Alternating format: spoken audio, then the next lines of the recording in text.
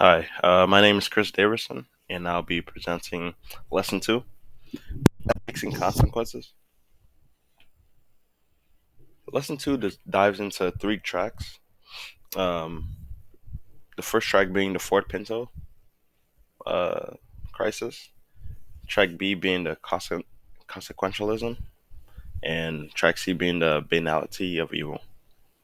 Ford Pinto uh, emphasizes the motor vehicle death, the thought process of safety doesn't sell, in the Pinto memo. Uh, Consequentialism dives into utilitarianism, maximizing the good, and the moral machine. The banality of evil uh, helps you understand obligations, bribes, and kind of the experts versus the authority. Um, Ford Pinto was produced from 1971 to 1980. Ford's decision with the Pinto has been widely criticized as an ethical failure.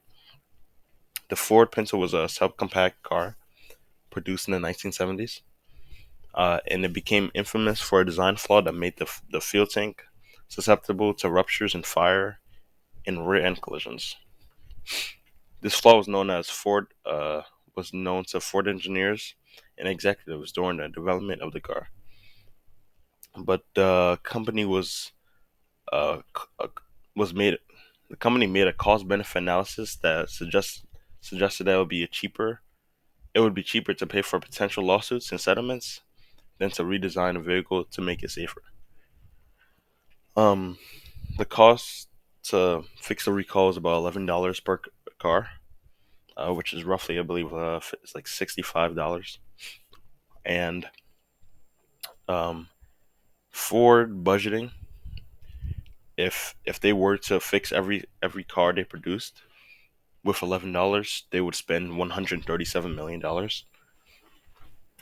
So instead, they rather pay the victims, um, which is 180 people were killed, 180 burned, and 21 vehicles burned. That would come out to 50 million. So essentially, they're saving about $87 million, which shows you their disregard for human life, um, and how much more they value the economy. Um, this is also known as the Pencil Memo. This decision raised serious ethical concerns because it prioritized cost savings over the safety of consumers. Lives were put at risk due to companies' calculations that showed it would be more financially beneficial to settle lawsuits than to implement safety improvements.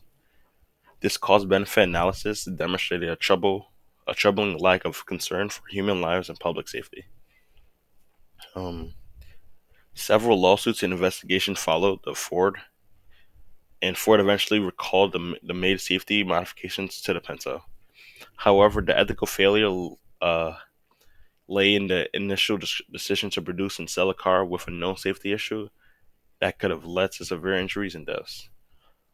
The Pinto case is often cited in business ethics and engineering ethics discussions as an example of dangers of prioritizing profits over safety and as a lesson in the importance of ethical decision making in corporate practices. Dennis Goya um, was the field recall coordinator at Ford. Um, he was a key figure in the Ford Pinto case. He was the engineer at Ford who had discovered the safety issues with the Pinto's fuel tank design, but did not escalate the issue effectively within the company. Instead, he followed the company's established procedures and processes, effectively sticking to a script dictated by an organizational culture and hierarchy. Um, in some acts, how much control do we have over following or breaking scripts? Because in Dennis's thought at that time, he felt like he made the right decision. And we'll dive into those questions as we move on. To what extent is ethics based on consideration of outcomes and consequences? Ethics is the study of what's right or wrong. Some ethical theories, like consequentialism, place a lot of importance on the outcomes and consequences of actions. Was Ford's decision with the Pinto an ethical failure?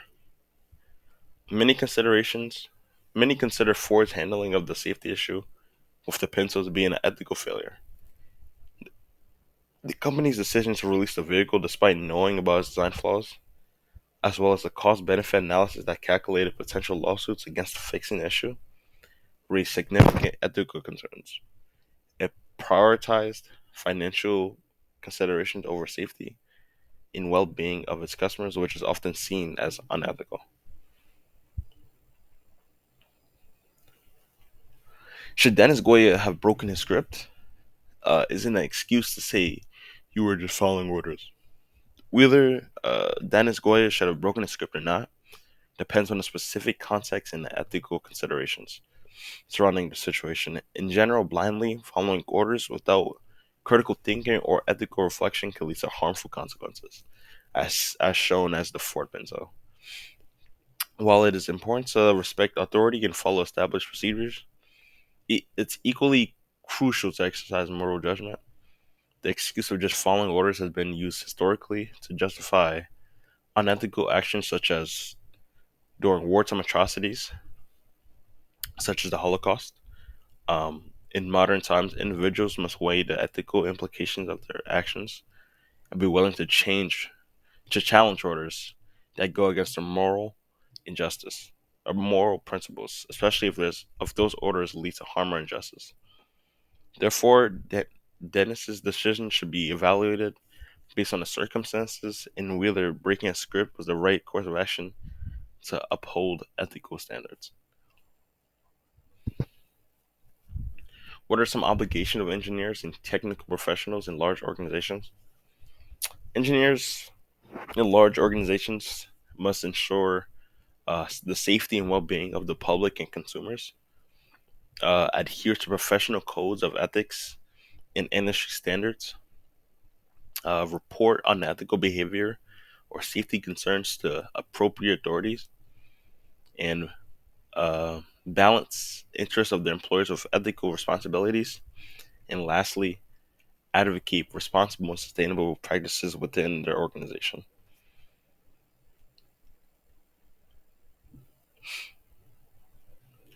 How shall we deal with conformity and obedience in a professional environment? We should promote an environment where employees are encouraged to question practices and voice concerns. Provide employees with ethical frameworks and guidelines to follow. Leaders should set an example by demonstrating ethical behavior. Um, we must ensure that we can report unethical behavior without fear or retaliation. Regularly educate employees with ethical issues and provide resources for ethical decision making. And lastly, create channels for employees to discuss ethical concerns openly and confidently.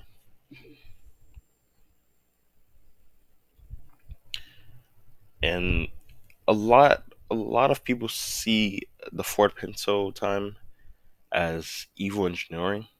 Um, I don't really see it as that because the Ford engineers didn't purposely do it. Didn't put the flaw in on purpose. So I feel like labeling that time as evil engineering implies. I feel like it's the wrong word. I feel like evil engineering implies a deliberate intent of harm, which is uh, important to note that corporations um, often make complex decisions driven by various factors, including cost effectiveness and regulatory compliance. While the pencil's design decision was criticized, it may not be necessarily be fair to describe it as evil engineering in the sense of deliberate malice.